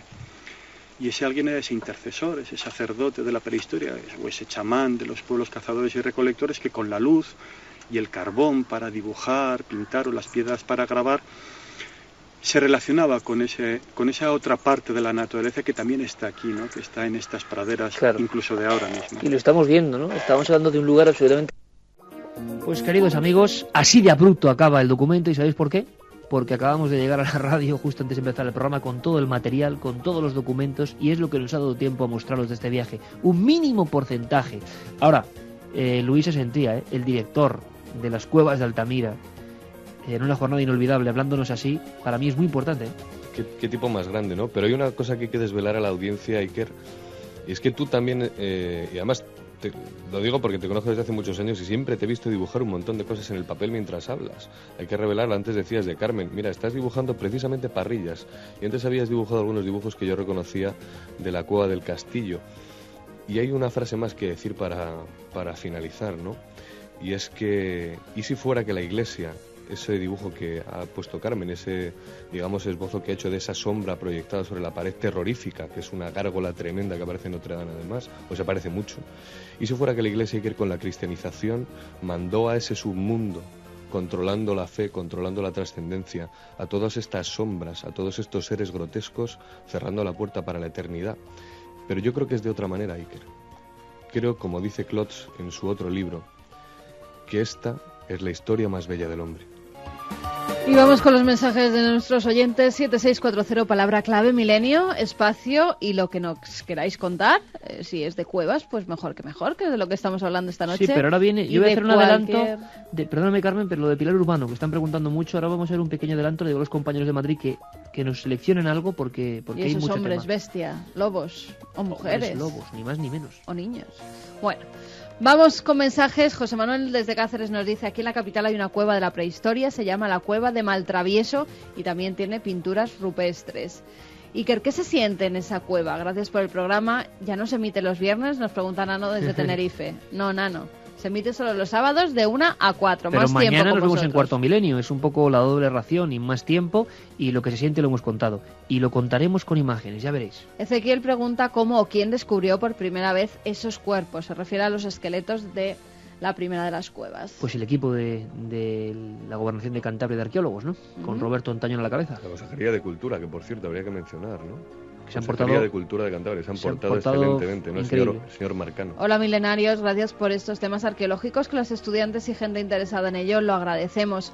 ¿Sabéis si ese lugar tiene algún tipo de historia que llamara la atención de esas personas que quedaron allí atrapadas? Se preguntaba Miriam. Pues es que no hay historia. Es decir, solo sabemos que se perdieron ahí y aparecieron ahí. Nadie sabía nada. Tal vez buscaban esos dibujos, tal vez buscaban algún tesoro. Os parecerá bonito, 2 veces venís a hacer el programa Cantabria y las 2 lo hacéis en un estudio sin público. Ya os vale. Saludos desde San Vicente de la Barquera, nos dice Diegus. Hombre, tenemos a nuestro buen amigo, amigos Miguel y Bernardo Rivavelar de San Vicente de la Barquera, uno de los pueblos más bonitos de este país. Y Diegus, nada, pues un abrazo y te aseguro que estaría genial hacerlo, por ejemplo, en una cueva, al regreso. Si nos lo permiten, lo haremos en una cueva. ¿Te imaginas estas sensaciones en una cueva? Nos dicen también, no me dejáis de sorprender, sois aventureros al máximo. Felicidades, amigos míos. Me da que fueron machacados por más de un guardián de la cueva. ¿Por qué? Ni idea, nos decía Interesante, David. guardianes de la cueva que no querían que se descubriese lo que había ahí dentro. Qué bonita teoría. Tolo nos dice que hablar de la prehistoria es hablar de Menorca, las taulas, las navetas, las cuevas, etcétera. También las hemos y de visitado. tantas cosas, claro. Hola a todos, esto apunta a un ritual sagrado entre tribus, ¿no os parece? ¿O qué gente de la misma tribu al fracasar los primeros los sacrificaron? Nos decía Luis Fer desde Madrid. ¿Os Lo que imagináis pasa que unas no es personas una muy... tribu, Claro, es que son del Claro, siglo son del Nueve. siglo IX, IX. ¿no? Y alguien me dijo, y se escribe por ahí, y si, imagínate que condena, ¿no? Cogen a 5 por algo y los tiran dentro de la cueva. También. Y cierran la entrada. O que se cayeron y no pudieron salir porque recordéis que había una caída de 17 metros, nada menos. Sí, ¿Y por pero qué le entonces, ¿por qué machacaron las el cráneo? posiciones? Claro. Que por qué le rompen los cráneos. Yo pensé, fíjate, lo primero que me vino a la mente es que es muy probable que era una manera, imaginaos una calavera que te está mirando desde la oscuridad, para exorcizar ese lugar, para exorcizar de esos espíritus, revientan el cráneo, que digamos que es donde está el alma, ¿no? Al final. Pero Dentro la de pregunta cabeza. es quién entra ahí, si la cavidad estaba tapada. Bueno, entraba muchísima gente, ¿eh? Se cree que podía entrar mucha gente por esos restos, digamos, de carboncillos que andaban de las teas dando vueltas por todas ¿Y partes. si lo han ¿no? hecho posteriormente y han machacado esos huesos en siglos posteriores? Sí, es como más se ha escrito un probable. Y crimen. se ha ¿eh? utilizado Tenemos en un ritual. los Bueno, detalles, miles de pero no sabemos nada. hipótesis. Qué envidia sana me dais al poder acceder a tantos sitios a los que vais. Menos mal que al menos lo vivimos a través de vuestras palabras, nos decía Es Pilar. nuestra misión. Jesús y Ana, que nos escriben desde Londres. Dice que gracias por hacerles compañía en estas duras tierras y que en septiembre estuvieron de vacaciones en Malta, que sí hemos visitado las ruinas megalíticas de la isla de Malta, que ellos visitaron el hipogeo de Tarsien, que es patrimonio de la humanidad, mucho menos conocido y más impresionante que Stonehenge, por ejemplo. Pues qué interesante saberlo. Tomamos muy buena nota. Eso es, nos decía que estaba excavado en la roca, bajo tierra, y los niveles más antiguos son del año 4500 antes de Cristo. Pues muchas gracias por vuestra información. En fin, 7640, palabra clave de milenio. El sorteo de los libros que sigue y sigue y sigue. Atención, que sigue y sigue. Luego diremos cómo va el ranking. Claro, y dentro de muy poco ya 40 personas para Milenio 3. No sé si los compañeros Jerey Martínez y compañía en Madrid. Bueno, primero saludamos a Santiago Camacho, que estaría por ahí. Santi, buenas noches. Buenas noches, Iker. Oye, Santi, has estado también en las cuevas. ¿Te has sentido dentro de las cuevas o no? Pues desde luego con vuestra voz y esos testimonios sonoros, yo creo que somos muchos miles los que os hemos acompañado en el viaje, siquiera en una mínima parte. Oye, Santi, maestro, de verdad, porque ya las últimas... Estás ya en el limbo vamos, no sé ni cómo definirlo, ¿no? De la maestría periodística, porque yo decía, vamos a ver, ¿será posible que dentro de esta polémica haya más datos? Y por supuesto, lanzamos nuestro aprecio a la reina, por supuesto, claro que sí, que quede clarísimo, porque además sabemos que le gustan desde siempre estos temas, que estuvo interesada en Nazca, que tiene una piedra de Ica, que sabe mucho del tema ovni y de la arqueología, pero caramba, no sé, nos parece que esto es muy fuerte. Club Bilderberg, ¿no? Pues sí, vosotros habéis tenido un gran privilegio estos días y aquí pues hemos tenido uno pequeñito pero igualmente importante a nivel periodístico, que es que he podido mantener una larga conversación con Pilar Urbano, una mujer que comparte muchos intereses con los amigos de Milenio y especialmente conmigo y con los más conspiranoicos. Es una mujer interesada en los servicios de inteligencia, en las oscuridades de la historia secreta, en las sociedades secretas igualmente. Yo entro en el CSID, uno de sus clásicos, ¿no? O Jefe ATA. Efectivamente, dos grandes libros en los que revela muchas cosas en sus páginas. Y la verdad es que, pues para los oyentes de Milenio, en el libro de la polémica, y si hay un personaje ahora mismo que esta semana ha sido polémico, esa es Pilar Urbano, pues también hay apuntes interesantes para los temas milenarios. ¿Y nos puedes adelantar algo, que sea una piecita, un pequeño corte, aunque luego lo escuchemos con mucha atención? Pues sí, mira, una de las cosas sobre las que le pregunté, porque he tenido ocasión de echarle un buen vistazo al libro, no leérmelo en profundidad por razones de tiempo, pero sí irme a los capítulos clave, pues es sobre, aparte del tema Bilderberg, que ya expondremos un poquito más adelante, sobre algunas joyas históricas que contiene ese libro. Y una de ellas es sobre el interés que la CIA, en tiempos muy remotos, en tiempos muy anteriores a la muerte del general Franco, ya tenía en el rey Juan Carlos, y cómo empezó a seguir muy de cerca lo que pasaba en el entorno del entonces príncipe de España, y cómo y qué proyecciones de futuro se hacían. Esto es un poquito de lo que nos dijo. Escuchamos. En el 73 hay un documento, yo lo tengo, por eso puedo, no sé si lo digo en el libro, no, hay un documento, lo tengo, que emana de allí, de Bilderberg, y que está firmado por Henry Kissinger, en que se dice ya que el príncipe Juan Carlos no solo está formado, sino que ya está bien dispuesto, perfectamente preparado para poder empezar ya a reinar. En fin, un adelanto de lo que viene después, porque del Club Bilderberg creo que doña Sofía ha dicho que, o ha comentado a Pilar Urbano siempre en su declaración y en su libro, que son reuniones en las que ha asistido, que son muy interesantes, en fin, que luego vamos a aprender. Al final no hay tanto mito y resulta que es verdad. Y de qué se habla realmente en esas reuniones y qué gente va. En fin, a ver si nos enteramos un poco. Pero antes, Carmen, nos vamos a Asturias. Nos vamos a Asturias porque vamos siguiendo también un sonido ancestral. Vamos a ver si los compañeros pueden ponernos ese sonido ancestral que tanto gustaba, por ejemplo, a Félix Rodríguez de la Fuente, ese sonido de la montaña, ¿no? Ese sonido de un animal, hablamos de animales mitológicos de alguna forma, y que siempre ha acompañado al hombre y ha sido testigo y consejero en la lucha por la naturaleza, y también de alguna forma ha sido enviado de esos terrores. Es el lobo. Hablamos del lobo.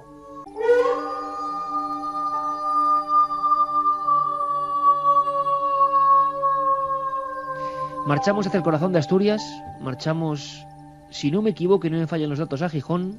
Juan G. Vallejo, corrígeme, compañero, buenas noches. Buenas noches, Iker, ¿cómo estás? ¿Estáis en Ser Gijón?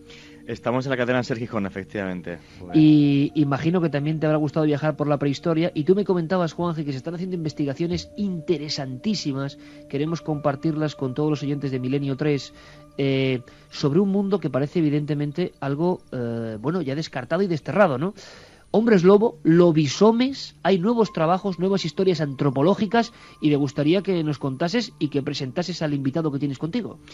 Hombre, pues la verdad, Iker, que llevamos 3 días en los que hemos hecho más de 600 kilómetros llegando al corazón y al alma de Asturias, ¿no? A un corazón y un alma de Asturias que suena como ese aullido de lobo, que te penetra hasta las entrañas, y ha sido de la mano de Alberto Álvarez Peña, de un escritor asturiano que ni más ni menos que tiene 22 libros a cuestas, algunos de ellos como Brujería Asturiana, Mitos y Leyendas de Asturias. Y bueno, pues de su mano me he topado con una historia, la verdad que me quedo sin palabras casi. Han sido más de 600 kilómetros, como decía. Rodando por las carreteras de pueblos, buscando testigos. No te puedes imaginar, o sea, vinimos a Gijón, de Gijón partimos hasta Sotres, en pleno corazón de los picos de Europa, al noroeste de la comunidad asturiana. Allí tuvimos la suerte de poder entrevistar a la María Moradiellos y a Saturnina López, una mujer de más de 80 años, esta última, que nos comentaba historias de hombres lobo reales, y luego te haré hincapié otra vez en esta historia. Y luego en el concejo de Belmonte, en Faedo, pudimos toparnos con Secundino González, de más de 86 años, que me comentó una de las historias, sí, que más me ha sorprendido como periodista y como recopilador de historia de antropología en mi vida. Me comentaba Secundino, que comentaba a la gente del concejo de Belmonte cómo hacía muchísimos años en una cacería de lobos, y me explicaba cómo se cazaban los lobos entre los montes, poniendo una serie de estacas, llevándolos hasta un cortado y hay un agujero, y cómo al caer en el agujero ir a matar los lobos, pues de repente uno de ellos se transformó en hombre. Y yo le decía delante de la cámara, pero Secundino, que piensa que tiene 86 años, le decía, Secundino, pero lo que usted me comenta es una historia real, y dice, ahí me lo contaron como real. Realmente, gracias a Alberto, pues este escritor asturiano, pues nos hemos metido en un mundo de leyenda que por desgracia se está perdiendo, un mundo de leyenda que pone los pelos de punta, Iker, como ese aullido de lobo.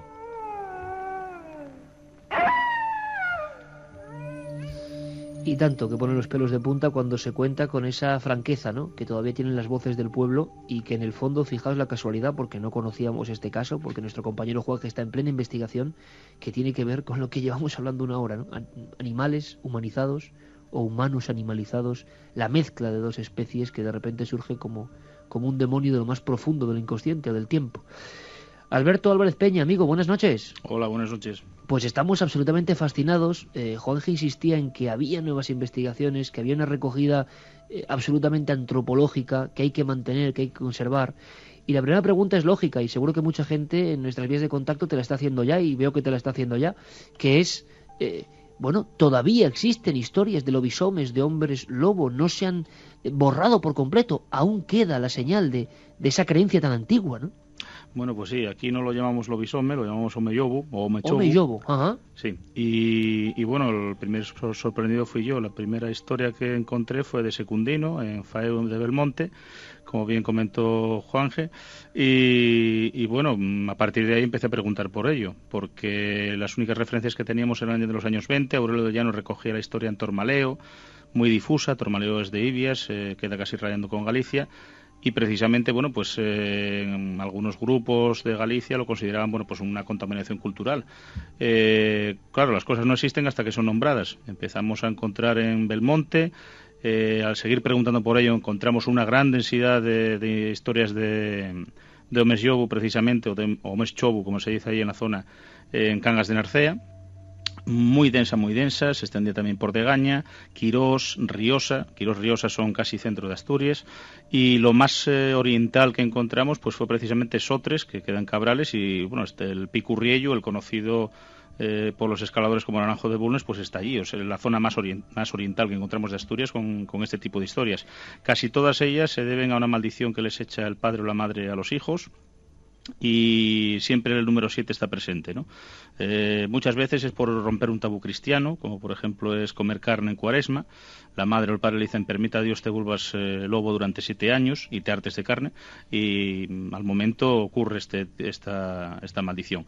Precisamente la que comentaba nuestro compañero, pues el chaval que le habían echado la maldición era lobo, pero durante una cacería, al caerse al pozo Llobal, donde los llevan para matar, pues se cumplieron esos 7 años, y cuando fueron a matar al lobo lo que se encontraron fue pues con un hombre, ¿no? Entonces, bueno, el primer sorprendido fui yo al encontrar todo este tipo de historias, y sobre todo con tanta intensidad. Y por cierto que el problema es que la gente que lo sabe tiene 80, 90 años y claro, está desapareciendo. De verdad, qué primera crónica, Alberto. Desde luego que por fortuna todavía quedan personas ejerciendo de cronistas auténticos y rescatando un tiempo, y una forma de ver las cosas, que eso es cultura y que no podemos permitir que se extinga, ¿no? Y que solo en vuestros trabajos al final va a pervivir. Pero claro, muchísimas preguntas, y abrimos por supuesto el debate, compañeros, porque vamos a ver, por ejemplo, para diferenciar un poco, teníamos constancia, y hemos hablado alguna vez, de algunos casos de auténticos asesinos en serie, de alguna manera, que en Galicia, en territorio unido geográficamente, vamos a decirlo, o lindante con Asturias, se hablaba, ¿no? Y había documentos concretos. ¿Crees, Alberto, creéis, Juanje, que algunas de las historias que habéis investigado en esa ruta de 600 kilómetros interpueblos, interaldeas, ¿no?, de la mágica Asturias, que pueda haber también, al margen del testimonio, casos con cierto halo de realidad, personas que realmente se creían endemoniadas o maldecidas y que actuaban en consecuencia creyéndose también poseídos por eso, por el espíritu, el alma del lobo? Vamos a ver, lo que es casos de psico-killer, yo en este caso en Asturias lo descarto total y absolutamente, lo diferencio total y absolutamente de los casos que pueda haber, como por ejemplo en Nayarit, en Galicia. Luego una cosa es lo que llevamos Alberto y yo discutiendo 3 días, que no nos ponemos de acuerdo en la posible raíz de esto. Qué raro que tú discutas, Juan. Qué raro, qué extraño que yo discuta. Llevamos 3 días discutiendo sobre esto, bueno, dialogando en un tono distendido, perfectamente no nos ponemos de acuerdo. Porque efectivamente, los señores como Secundino González comentan que este señor se convirtió de lobo en hombre, dicen que es un hecho real. Pero no solo eso, es que aquí el tema del hombre lobo no solamente queda como alguien que se transforma por esa ruptura, digamos, de una maldición, por una ruptura de una norma cristiana, sino aquí hay toda una adoración al lobo que penetra, digamos, en lo más profundo del hombre y nos lleva casi a esa prehistoria a la que estáis vosotros caminando estos días, ¿no? Por ejemplo, por desgracia, hoy hemos estado en el concejo de Ibias y íbamos a ver a Pedro Álvarez Méndez, una de las personas que había recopilado su testimonio, Alberto, y bueno, pues hace un mes que falleció, una persona de más de 80 años, pero claro, este hombre nos iba a contar una cosa que podremos ver luego en Cuarto Milenio, lo podremos recuperar seguramente gracias al archivo también audiovisual que tiene Alberto, pues este señor comentaba cómo de niño él había visto cómo otras personas comían corazones de lobeznos, de pequeños lobos, de cachorros de lobo, para poder curarse algunas enfermedades. Quizás luego Alberto, que sí vivió ese testimonio en directo, lo puede contar con mucho más detalle. Bueno, que lo cuente Alberto. Pues que lo cuente Alberto directamente, el testimonio que por desgracia no hemos podido tener. Pero a lo que iba a referir, me deja un segundito que acabe, es que aquí hay una adoración al lobo, Iker, que entronca en mucho más allá. Y no hablamos de psico-killer, sino de algo mucho más potente que pienso que, bueno, y luego de hablar incluso hasta de cadáveres de ganado y otras cosas sin explicar, que bueno, que va a hacer que el misterio siga creciendo. Perdona, claro, Alberto. La presencia del lobo, Juanje, mucho más potente desde tiempo ancestral como parte de una realidad, ¿no? Que nosotros vemos con otros ojos urbanitas, pero que ellos no. Pero me sorprendió muchísimo, Alberto, que Juanje me comentase antes de su viaje que había tradiciones que nos pueden horrorizar en un principio, pero que quizá tenían su sentido, ¿no? Eso de comer corazones de lobeznos, ¿eso es real? Sí, es real y, bueno, no estamos hablando del siglo XVII. Se da sobre todo en Ibias y en Degaña, que son las zonas donde yo lo encontré, y es una cosa muy fácil. Es para curar lo que llaman la gota coral. La gota coral, nosotros ahora cuando nos hablan de gota pensamos en las farturas que nos damos y, bueno, el colesterol y eso. Pues no. La gota coral son los ataques epilépticos. Es el mismo nombre que aparece con Plinio el Viejo, el historiador romano, en el siglo I, que lo llama gota coral a esos ataques. Y bueno, pues una forma de acabar con ello era comer en crudo, arrancado en vida, un corazón de lobo. Y claro, este hombre, pues Pedro nos comentaba que él, siendo un chavalete de 16 años o así, que le había pasado, y decía, pero claro, ¿quién arranca un corazón de lobo a un lobo adulto y tal, ¿no? Entonces le había tocado ir a rastrear una madriguera, de allí sacaron un par de lobeznos, los abrieron en vida y se lo dieron a comer pues como si fuese un pincho chorizo. Y bueno, incluso comentaba así jocosamente que bueno, que le costaba trabajo, pero que bueno, que a fuerza de ir calcándose lo que se lo fue tragando y que el mal pasó, ¿eh? Entonces bueno, pues es algo muy fácil. El lobo es un animal temido, se le tiene mucho miedo aquí en Asturias, es un competidor del hombre, pero a la vez la gente, bueno, pues lo admira. Es un animal fuerte, astuto, en fin, es casi junto con el oso como el señor del bosque, ¿no? Entonces es algo casi que nos lleva al Paleolítico, o sea, es una enfermedad desconocida, la gota coral, los ataques epilépticos, es algo que la gente no conoce, y lo que se intenta es comer para adquirir esa fuerza. Es como cuando un cazador, pues eso, come las vísceras, muchas cosas que tenemos escuchado, y bueno, pues es sencillamente así. Hay toda una farmacopea en torno al lobo, por ejemplo, pues comer el corazón para quitar los ataques epilépticos, llevar uñas de lobo en el bolsillo contra lo que llaman malhuello de las bruxas, o sencillamente los dientes de lobo curaban lo que llaman el ramo del monte, la mamitis o la mastitis, que diría un veterinario, no solamente en las vacas haciendo cruces en obra enferma, sino en las mujeres, ¿eh? Hay testimonios de los oscos en las que, bueno, pues cogían el ramo del monte las mujeres por una cuestión de higiene y, bueno, pues con esos dientes de lobo pues había que hacer 3 veces unas cruces inscritas dentro de un círculo y llevar los colmillos colgados por dentro en contacto con la mama enferma. Y entonces se consideraba que se quitaba, ¿no?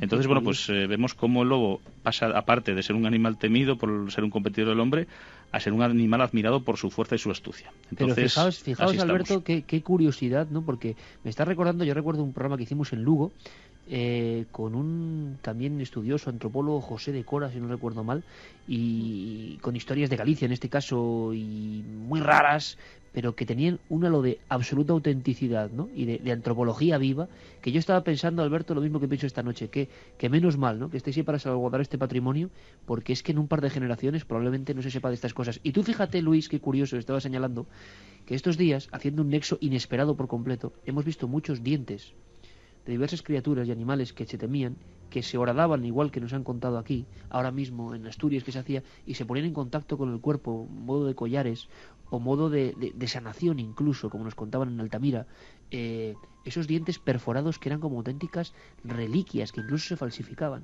O sea que claro que viene del Paleolítico.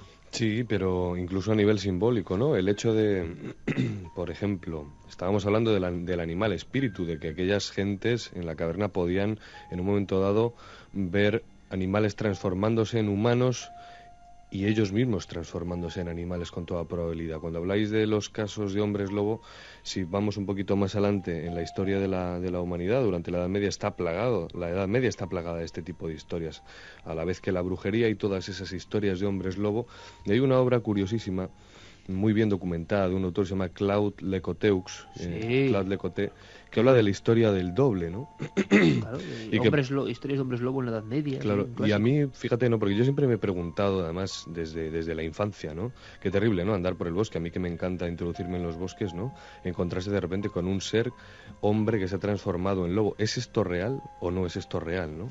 ¿Cuál sería la explicación quizá a todo esto? Esa historia del doble, digamos, una especie de identificación con ese animal espíritu, digamos, una reminiscencia quizá de ese pasado tan lejano, en la que de repente, pues digamos, en algunos lugares donde todavía sigue habiendo un culto profundo a estos animales, en un momento dado despierte, más en la Edad Media, evidentemente, y salten esas reminiscencias antes de que la Iglesia acabe por completo cercenando cualquier tipo de culto pagano. No olvidemos que la cordillera cantábrica, además, es una zona especialmente propensa a todos estos cultos paganos. No es casualidad tampoco que las cuevas estén distribuidas precisamente por aquí, Asturias, Cantabria, País Vasco, ¿no? Oye, Alberto, una cosa importante. También hay factores, digamos, exógenos tipo luna, tipo condiciones del clima, no sé, como en otras grandes historias que hemos oído de la supuesta licantropía, ¿no? Desde la historia de Licaón, que parece que afectan también a ese supuesto maldecido. Pero espera, ahí que cuando estabais comentando eso, Alberto y yo nos miramos con un gesto. Lo que comentabais de alguien que utiliza dientes de lobo como amuleto, no hace falta irse al Paleolítico, lo vamos a poder oír si quieres en la radio y podemos ver en televisión. Alejandro Anes, hasta hace pocos años, porque por desgracia desapareció, falleció, pero lo tiene filmado Alberto, lo hacía en el pueblo de Oaña. A día de hoy, Iker, hace pocos años, ya ha fallecido. Los dientes de lobo. Con dientes de lobo hacía toda una serie de curaciones, lo utilizaba como amuleto y los utilizaba igual que en el Paleolítico hasta hace poquísimos años. Sí, y lo tenemos grabado en vídeo. Sí, se prestaba, se dejaba. Se dejaban las casas cuando había algún problema con las vacas o con las mujeres. Entonces, bueno, pues iban a por los colmillos que tenía este hombre. Lo comentamos para que la gente dimensione hasta qué punto en esas comarcas de Asturias, donde nadie hasta ahora ha hecho público esto, tiene fuerza y poder ese alma y ese espíritu del lobo, de ese lobo indomable que hay en el bosque. Y perdona, Alberto, que te he cortado por el tema de la luna. No, bueno, como lo que me comentabas, bueno, pues paradójicamente no es necesario que haya luna llena ni cosa por el estilo. Te comentaba que una de las cosas que siempre aparece es la maldición materna o paterna, por ese tema de comer la carne en Cuaresma, pero por ejemplo hay cosas que nos llaman mucho la atención. En Abiego, en Cangas de Narcea, hay un paisano sale y para transformarse en lobo, a pesar de tener esa maldición ya echada, tiene que zambullirse en un estanque, ¿no?, entre el agua. Sale del agua perfectamente formado en lobo. Eso pues nos recuerda, por ejemplo, el Plinio el Viejo cuando nos contaba que los licaones de la Arcadia colgaban, se despojaban de sus ropas, igual que este paisano, y atravesaban a nado un lago y se volvían lobos. Estaban así durante 9 años y si no hubiesen probado carne humana, pues volvían otra vez a recuperar su forma humana. Estamos hablando de un mito griego muy antiguo. Hay más, ese paisano se encuentra con la mujer, porque la mujer quiere controlar a ver a dónde va de noche, y él en forma de lobo la ataca y le arranca de un bocado la toquilla. La mujer se libra como puede y al día siguiente, cuando está en la cocina, él ya otra vez con forma humana, le está contando lo que le pasó y él no dice nada hasta que se ríe y entre los dientes tiene hilos de la prenda de ropa que le arrancó y lo descubre y dice, fuiste tú. Entonces él reconoce, sí, fui yo porque mi madre me echó una maldición, etcétera. Esto, por ejemplo, que encontramos aquí en Abiego de Cangas de Narcea, lo encontramos entre los daneses en Dinamarca. La única diferencia es que lo que le arranca de un bocado no es una toquilla, no es un chal, sino que es el mandil. Y lo encontramos pues repartido por otros sitios europeos. Es más, yo aseguraría que el origen tiene que ver mucho con el tema del chamanismo, que eso es lo que andamos discutiendo todos estos tiempos, ¿no? Estos 3 días. El hombre con piel de lobo. Sí. Te decía, Alberto, que el chamanismo, y porque a veces se ponían encima pieles, ¿no? A veces las representaciones más antiguas parece que son hombres como medio convertidos en sí, queriendo hacerse pasar por lobos. Claro, es que la discusión que llevamos estos 3 días es eso, porque la raíz es tan fuerte de esta adoración al lobo en estos lugares de Asturias, y yo me he sorprendido tanto, a la vez que tengo que decir que me ha dado un poco de pena porque me he dado cuenta que en poquísimos años va a desaparecer esto. Yo solamente he conseguido entrevistar a 3 testigos ya vivos que me hablen de las tradiciones, el resto es del archivo de Alberto, ya han fallecido. Y bueno, pues claro, tan fuerte la tradición que bueno, pues aquí tenemos 2 teorías, ¿no? La que llevamos discutiendo ya 3 días sin parar a 24 horas, 600 kilómetros, montaña, nieve, y bueno, pues digamos, la más racional obviamente es de Alberto, la más no sé si fantástica o fantasiosa quizás es la mía, ¿no? Yo opino que sí, que igual que bueno, pues había toda una serie de guerreros, como eran por ejemplo los berserker en los vikingos, o por ejemplo si nos vamos a América Latina, hablamos de los náhuatl entre los antiguos mexicas, que tenían la capacidad de transformarse, en este caso en los berserker, en lobo, gracias a tomar un alucinógeno, que era el cornezuelo de centeno, y tener una gran agresividad o fuerza. Mi pregunta es, ¿hubo algún tipo de ritual pagano en la antigüedad, en esta zona asturiana, en la que había alguien que tenía capacidad de desarrollar esa agresividad y fuerza similar a la de un lobo, para que la gente pensara que realmente ese señor se convertía en lobo, y de ahí que diga gente como Segundino González que era real? Y bueno, Alberto, digamos que tiene otra teoría. No, bueno, vamos a ver. Es que se complementa bastante. Quiero decir, el tema de los hombres lobo yo lo veo en ritos iniciáticos para las sociedades guerreras, pero es que, por ejemplo, en el siglo IX, con Nennius, en Historia de Britania, da un dato que luego, bueno, Giraldus Cambrensis también repite, y es sobre, bueno, pues sobre los irlandeses o sobre los galeses, ¿no? Bueno, cada uno habla de un tribu diferente. Dice, bueno, pues algunos celtas se ponen en trance, se quedan en trance y bueno, un compañero impide que se mueva el cuerpo. Su otro yo, por decirlo de alguna forma, pues se marcha. En un primer momento, quiero decir, no solamente en lobo, puede ser en buey, en oso, pero bueno, lo que más trascendió fue en lobo porque a fin de cuentas es el predador por excelencia, ¿no? Y todo lo que hacen en forma de lobo reciben, si son heridos, pues lo reciben en ese cuerpo humano que está en trance, que está durmiendo en un sueño profundo. E incluso hay una cosa que comenta, dice, si comen carne, la carne aparecerá también en sus dientes de cuerpo humano. Esto nos recuerda la historia que os acabo de contar de Naviego, sí. En la que él en cuerpo humano todavía mantiene los hilos de la prenda de ropa que arrancó de la mujer. Entonces lo vemos con Nennius, lo vemos con Giraldus Cambrensis. Cuando llega al cristianismo no se entera de nada. Precisamente Claude Le Coté, al que citasteis aquí, pues comenta eso de la historia del doble. También Baring-Gould, Sabine Baring-Gould, ya en el siglo XIX, pues me hizo un trabajo, la verdad es que bastante científico por aquel entonces, a pesar de ser parte interesada, porque el hombre es protestante, pero vamos, era bastante aséptico a la hora de relatarnos todo este tipo de cosas.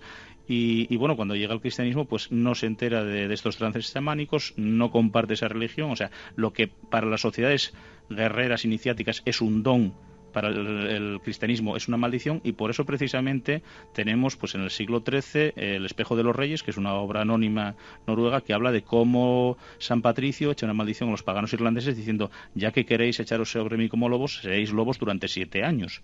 O sea que tenemos muchas concomitancias en las historias asturianas, pues con esta historia de la maldición de San Patricio, con las maldiciones por romper tabús cristianos, y también, bueno, pues con esos ritos iniciáticos de pasar por el agua para transformarse en lobo, o de que todavía en el cuerpo humano, bueno, pues reflejen los daños que recibe cuando es lobo.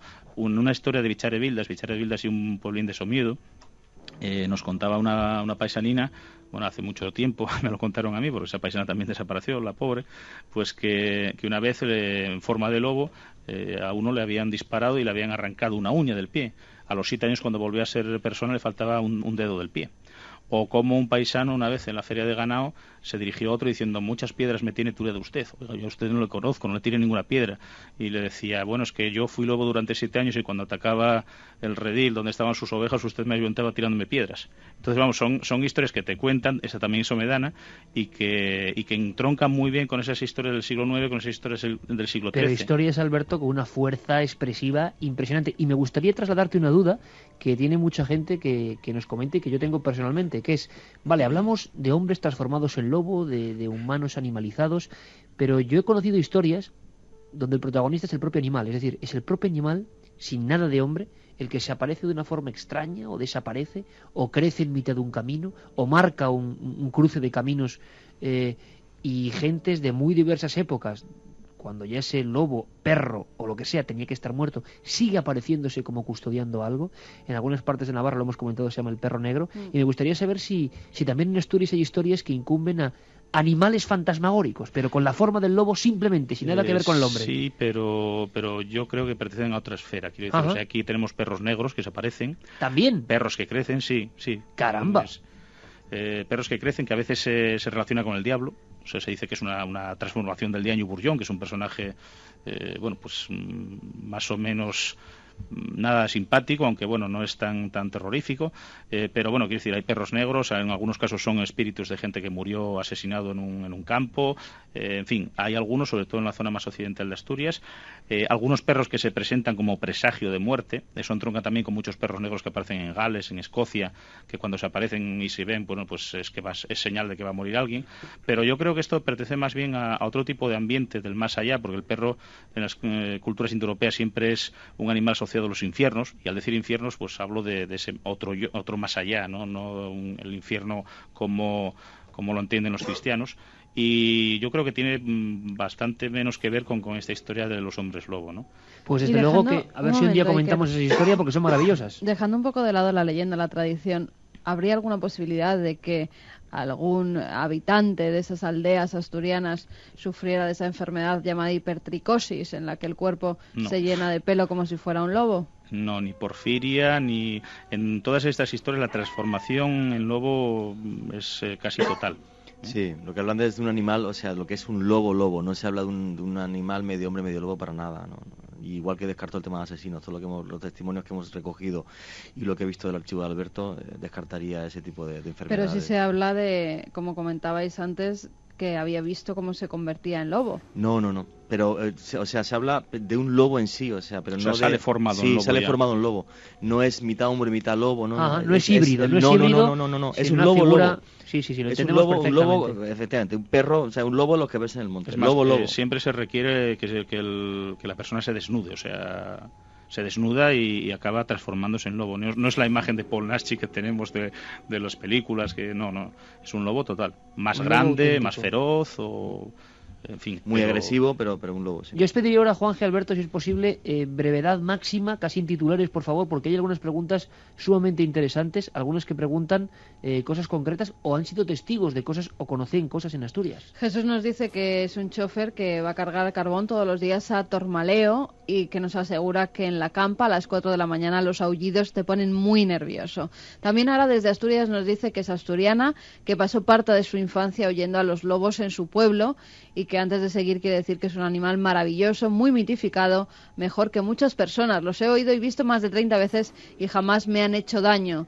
Ni siquiera atacan al ganado con frecuencia, pese a que los estamos dejando sin alimento. ¿Aún se escucha el aullido del lobo, Alberto, en Asturias? Sí, claro, y además yo puedo decirte que tengo aullado y tienen contestado.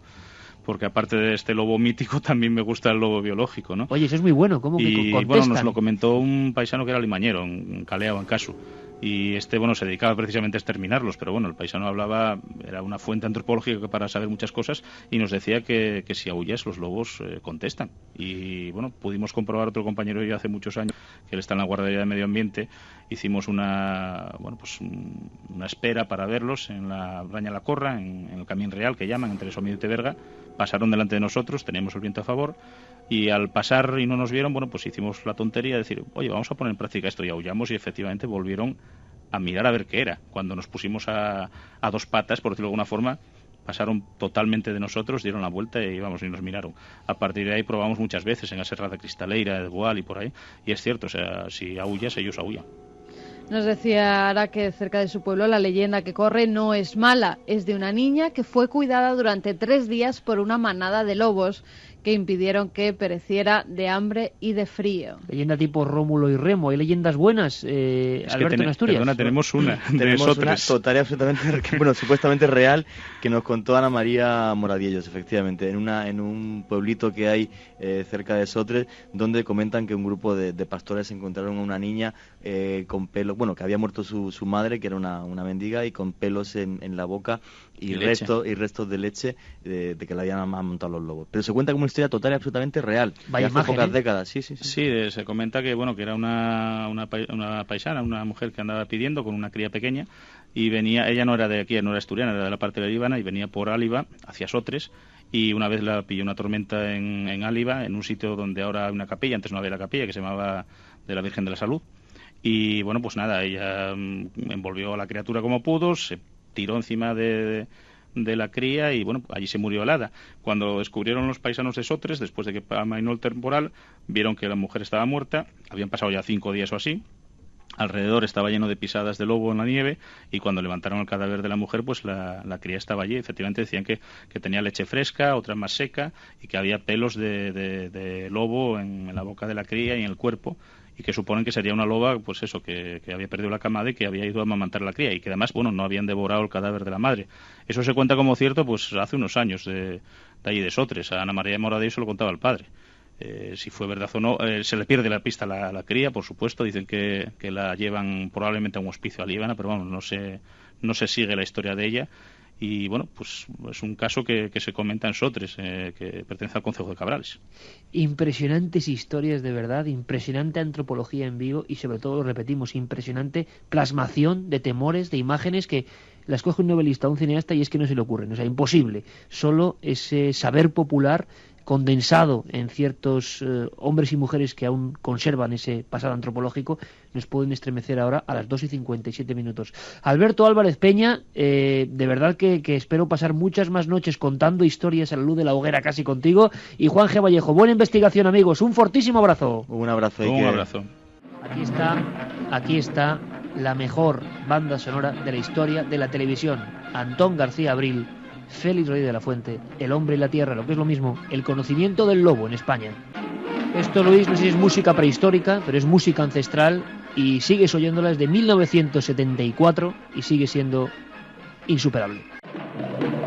Un poco de trance también tiene esto, Luis, un poco de trance también tiene esto. Vamos a hacer una cosa, nuestro compañero Yeray, rápidamente cambiamos de rumbo, se queda 1 minuto y medio. Santi, ¿estás ahí? Aquí estamos, Iker. Santi, sé que tienes 1 minuto y medio. ¿Me puedes contar, para que la gente esté muy pendiente a la vuelta, en fin, algunas cosas de esa gran polémica? Mucha gente está escribiendo que dicen que algunos ingenieros han hablado de que las Torres Gemelas, o han hecho una rueda de prensa, de que han sido, no nos hemos enterado muy bien, demolidas desde dentro. Sí, al parecer ha sido, Santi, ¿verdad?, en el Colegio de Arquitectos de Madrid. Es una barbaridad, ¿esto cómo pueden decirlo? No sé, ¿sabes algo, Santi? Sí, hay un grupo llamado Arquitectos por la Verdad que efectivamente están haciendo desde Estados Unidos una especie de gira mundial intentando explicar su versión del asunto de las Torres Gemelas.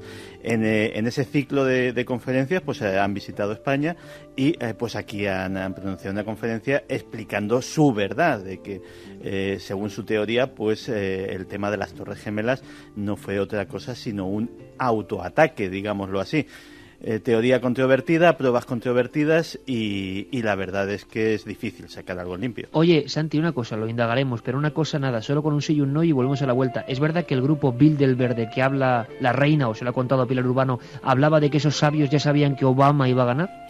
¿O lo tenían todo previsto, más o menos? Algo así nos deslizó Pilar Urbano en la conversación. Lo que sí que es muy importante, y eso lo vamos a hablar en un momento, es que la reina Sofía es probablemente el personaje de Bilderberg que más se ha explayado sobre el tema en toda la historia. Pues lo contamos ahora mismo.